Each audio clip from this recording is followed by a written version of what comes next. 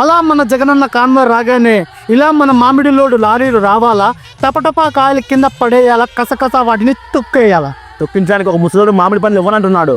తొక్కించడానికి మామిడికాయలు ఇవ్వకపోతే ఉన్న సింగయ్య తలకాయని తొక్కించినట్టు వాడి తలకాయ తొక్కిస్తామని చెప్పు. అసలు ఎందుకు వచ్చారా మీ జగనన్న? మామిడి రైతుల్ని ఆదుకోవడానికి. ఆదుకోవడానికి కాదు, వాళ్ళ బతుకులతో ఆడుకోవడానికి.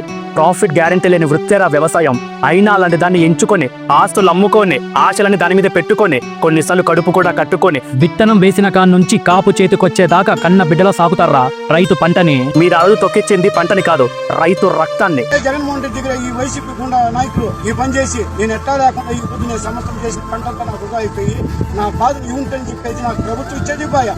నేను ఇప్పుడు నాది అమ్ముకునే అవకాశం లేకుండా కూర్చుంది. జగన్మోహన్ రెడ్డి చేసిన పనికి నా జీవితం అంతా ఈ సంవత్సరం అంతా నాకు చూసా. ఈ వైసీపీ నాయకులు ఈ పొద్దు తీరవ కట్టుకొచ్చి నా ట్రాక్టర్ నుంచి రోడ్డు పాలు చేసి నా ట్రాక్టర్ తొక్కిచ్చేసి కష్టం ఎంత చెప్పండి. మా జగనన్న వాళ్ళ ముఖాన్ని ఇసిరిపడేస్తాడు. డబ్బుతో ఆ రైతు కష్టాన్ని తిరిగి తెచ్చిస్తారా? ఆ రైతు కన్నీళ్ళని వెనక్కి పంపిస్తారా? అప్పుడు అధికారం అడ్డు పెట్టుకొని ఎన్నో దారుణాలు చేశారు. ఇప్పుడు అదే అధికారం కోసం ఎన్నో జీవితాలను నాశనం చేస్తున్నారు. గుర్తు పెట్టుకోండి, అన్నదాత కన్నీళ్లకు కారణమవుతే అన్నం కూడా పుట్టని పరిస్థితులు వస్తాయి.